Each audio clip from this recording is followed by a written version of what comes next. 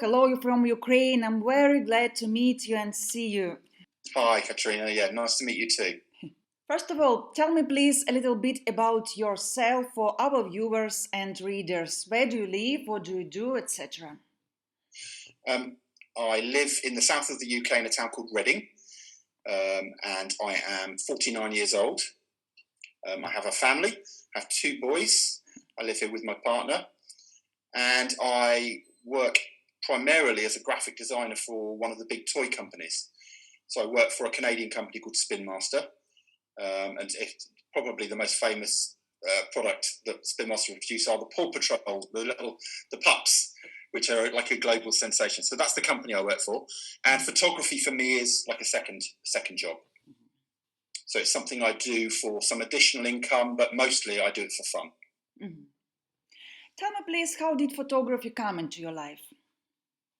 I was 19 years old, and I was about to go travelling, and I was about to fly initially to Thailand, and I was going to be travelling around Laos, Burma, Vietnam, Malaysia, and Indonesia, and that was going to be hopefully a year-long trip.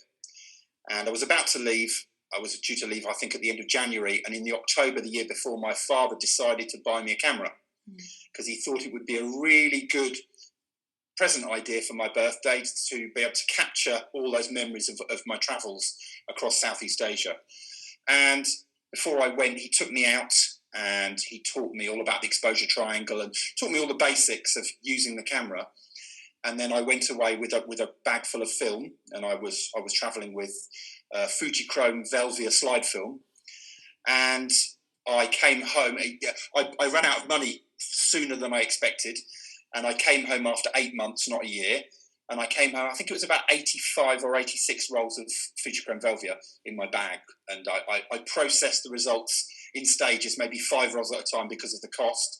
But by the time I'd gone through all 85 rolls of film, there was a really nice selection of imagery. And considering it was my first time I'd ever really used a DSLR, not a DSLR, an SLR, I was really surprised by some of the results. Some of the actual end result pictures I was really proud of. And they were a mixed bag as well. There were some rubbish shots and some quite nice shots, but there were a few very, very nice shots. And I thought, wow, considering that was my first go, maybe this is something I've got some natural ability for. And I carried on with it. And I then went on trips to places like Argentina, places in Africa. And it was travel photography for me for quite some time. And I think I probably spent most of my 20s doing lots of traveling and taking pictures wherever I went. And I just fell in love with it. It was a way of just bringing something new into the world that wasn't there before. And in a way, I don't quite hold photography quite as in the same esteem as I do fine art, for example. My father is an illustrator, and his illustration work is mind blowing. It looks like a photograph, and I really wish I had that artistic ability as well. But photography is a good second best for me. I don't consider there's quite as much skill in that as fine art, for example, but I'm very pleased to have this ability and a natural ability for it. So that's how I initially got into it.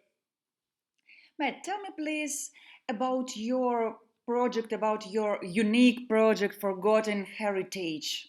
What inspired you to devote yourself to this particular topic?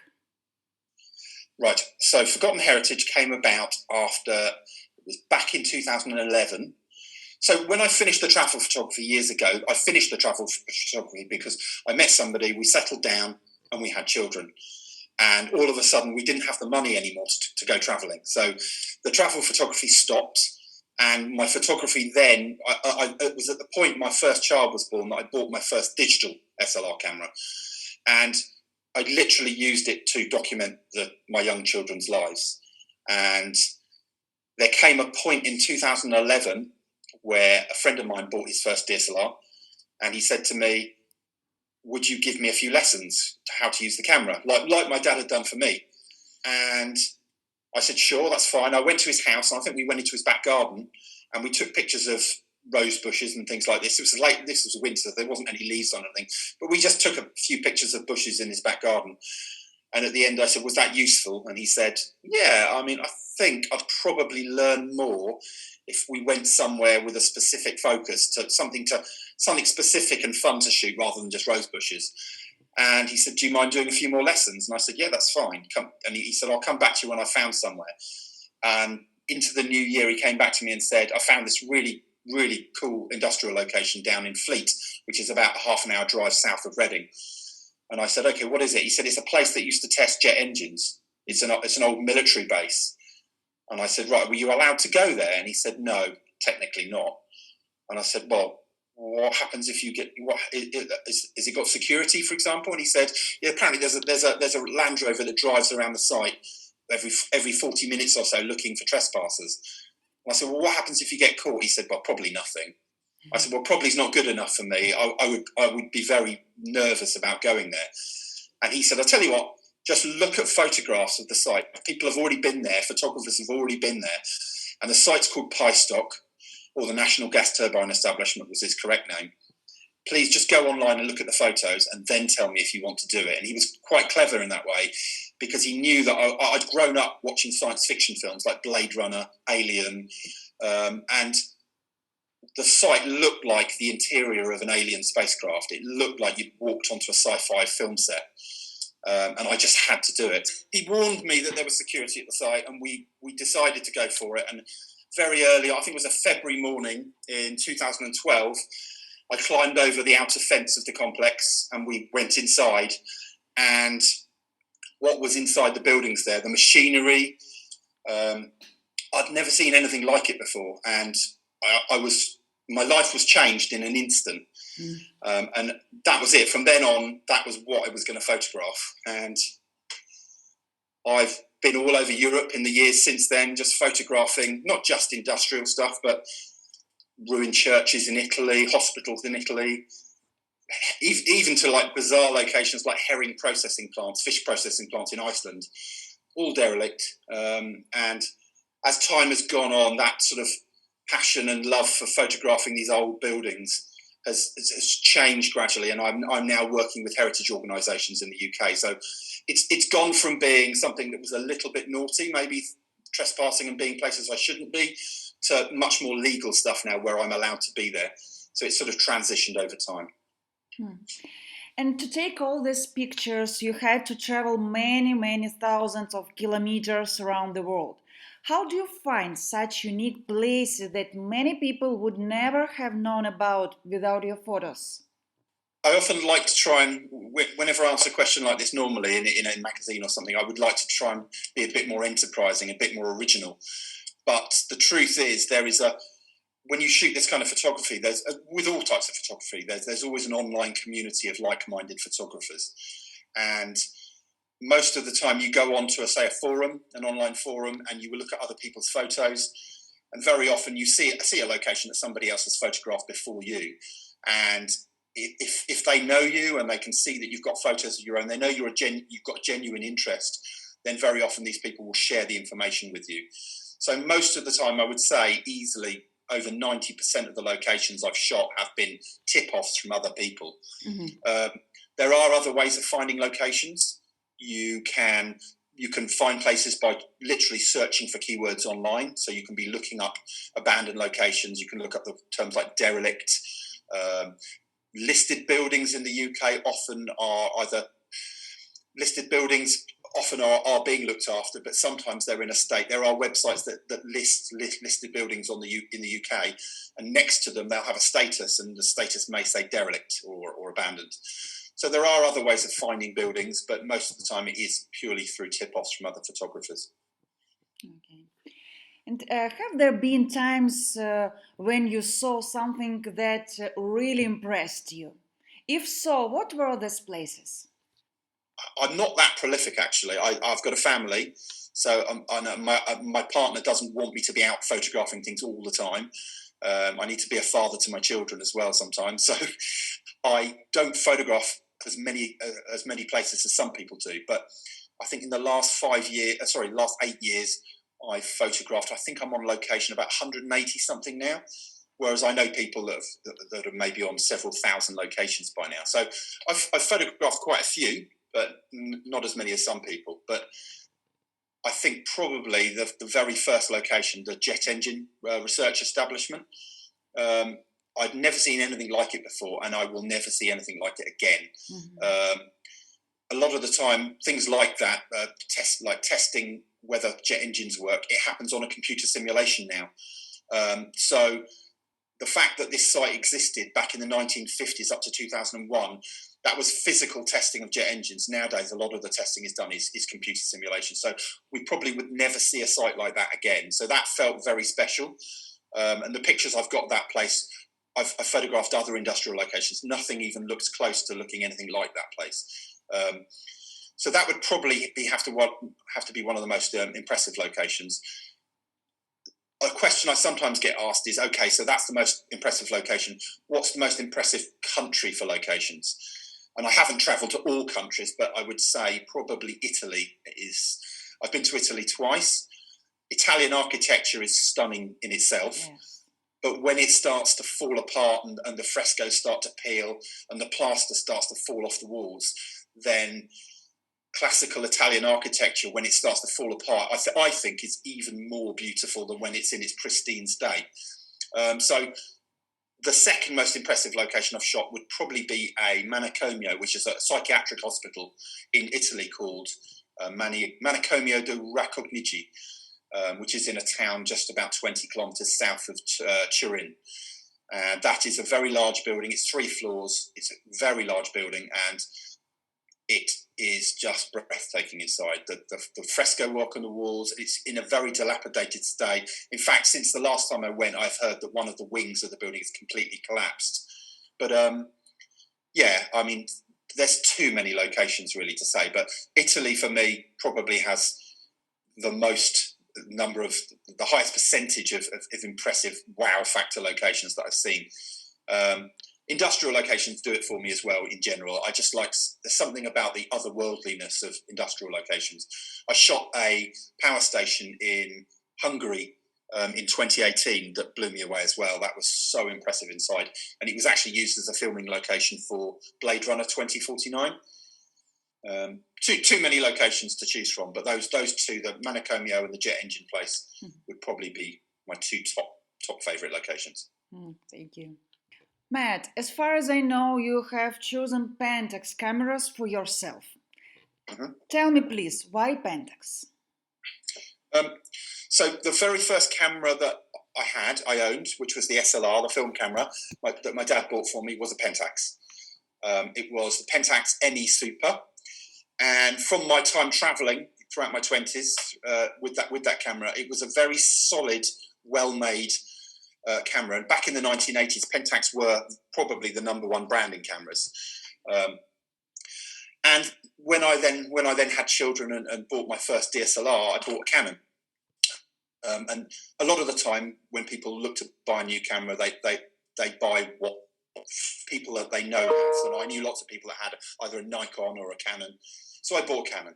And I then changed that Canon for the Canon 7D. I had a Canon 400D first of all, which was my entry-level camera. And then I changed to a 7D. And I loved it. They were great cameras. But eventually, one of the other hobbies that I have is caving. So I crawl around in narrow passageways under mountains in Wales. And I decided I was going to start trying to do cave photography.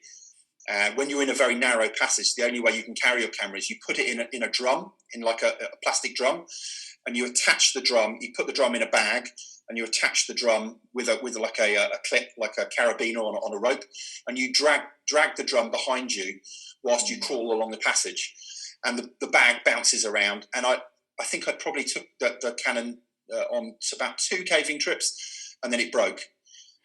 So I bought another Canon. I bought another 400D, a second-hand one on eBay, and I think that lasted another 3 trips, and then that one broke as well.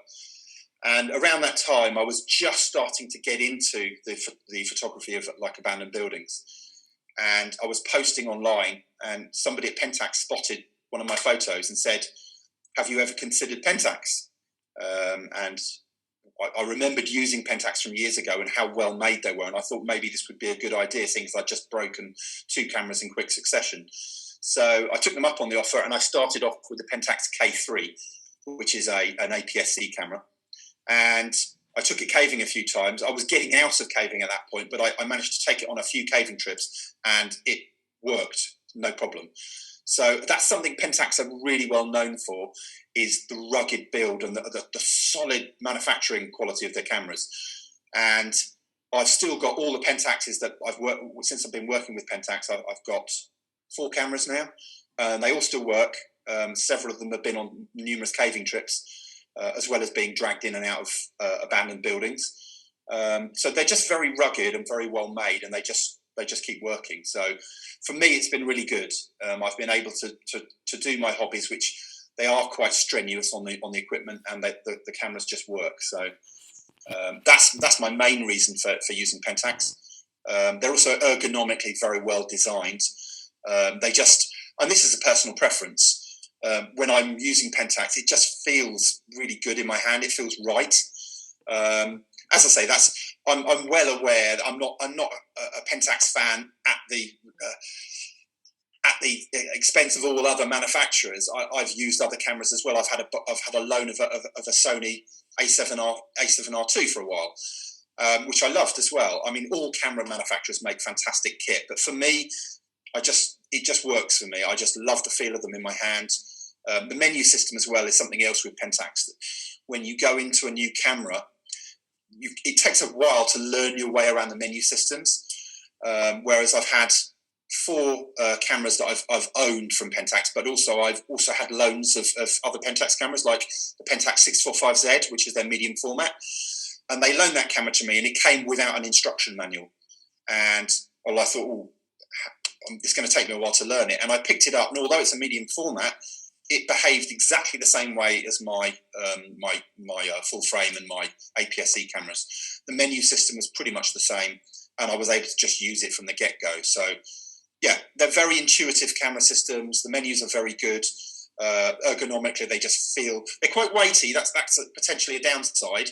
They're not the lightest of cameras, particularly the full frame. It's quite a heavy beast. So... That's a slight negative, but for me, I don't mind. I don't mind the weight of it, and there's something quite reassuring in the weight of it as well. So they just feel right to me. I love using them. No plans to move on at the moment. Matt, as part of your travels, you probably had a shoot for many hours in a row somewhere, getting into different weather and light conditions.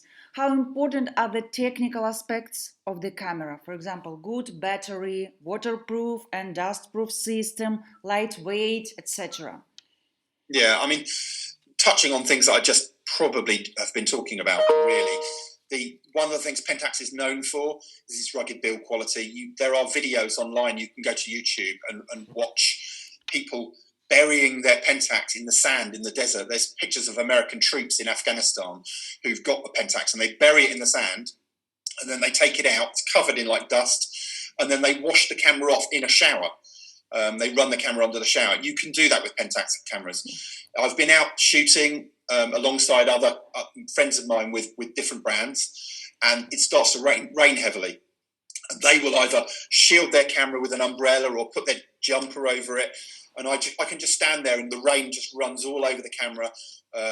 You don't have to worry about the camera breaking or getting. It's weather sealing all around the lenses, and the camera body they're very, very good. So the weather sealing is something that's really good. Being inside an abandoned location, often there's no light. It's very dirty and dusty in that kind of environment. And if it's raining outside and the roof has failed, maybe there's the slates missing from the roof, you often get dripping water inside the building. So I don't have to worry about that aspect at all. I can just keep shooting. Image quality wise, I've been hugely impressed with Pentax. I get the camera off of... Somebody said to me the other day, how do you get the image quality that you get? What kind of processing do you work on? I said, well, I don't do much at all, to be honest with you. I'll do a little bit of processing, but most of the time I try and keep the images as close to how I saw it when I was there. I don't like to do too much. And they were amazed. They couldn't believe that the images were not quite, but almost straight out of camera.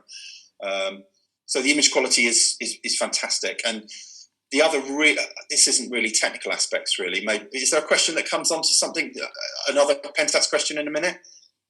But one of the other really positive aspects of Pentax is the value for money, because Pentax, particularly in the UK anyway, but in other parts of the world I think as well, these days Pentax aren't one of the main brands. You've got Nikon, you've got Canon, you've got Sony, you've got Panasonic, Fuji. I would say Pentax is much smaller than all of those brands, and with a lack of market share comes a need to be competitive. So when the Pentax, the camera I'm using now, when the Pentax K1 came out, it's been reviewed and it's the equivalent of the Nikon D810. It's very similar on a lot of the DX Mark scores. And I think when the Nikon came out, it was nearly £3,000. But when the Pentax K1 came out, considering it was on a par spec-wise with that camera, it was £1,600. So to try and build a good audience and try to bring people in, they are very, very competitive on price. So you get a lot of camera for your money with Pentax as well, which is something else I love. Mm-hmm. Although I'm not buying the cameras, they're giving me the cameras. So, but if you were to buy a Pentax, you do get a lot of value for money. Ed, do you think photography can change something in the world, or is it just a tool to draw attention to a certain topic or problem? This is one of the things that I love about the fact that I'm a photographer and that I love about photography is I don't necessarily think my photography is going to change the world, but it most certainly does have the power to make major changes in the world. For me, photography it's like learning a spoken language. It's like me learning to speak French or learning to speak Spanish. But I'm able then to converse with people who live in Spain or in France, for example. Well, I think with photography, it's a visual language that is universal. It's a language that once you learn and once you improve your skills and you're able to produce good quality imagery, then you are able to communicate with the world without any other language needed. So for me, it's an incredibly powerful medium, something that I'm incredibly pleased that I'm involved with. But on a smaller level, I mean, you look at some of the images that have changed the world. You look at some of the really famous images from history of like the South Vietnamese soldier holding the gun to the North Vietnamese soldier's head. I mean, there's many others. Pictures taken on the moon by the NASA astronauts Neil Armstrong and Buzz Aldrin. Photography as a medium is incredibly powerful. But for me, I don't think I'm not working in the right circles, in the right environment to really make those kinds of changes. But certainly through social media, which is something that I've loved being involved in, and social media photography as a medium is one thing, but social media as a separate media or medium is something else for me that's been hugely positive in my life. It's enabled me to get my images out there into the world free of charge. You can pay social media to boost your posts, but even without paying, if you use your social media right, you can still reach an audience of millions of people. And without that reach that social media has given me, I wouldn't have had things like my book was published and that the images were spotted by the publisher online. Social media and photography as a combination, they open doors.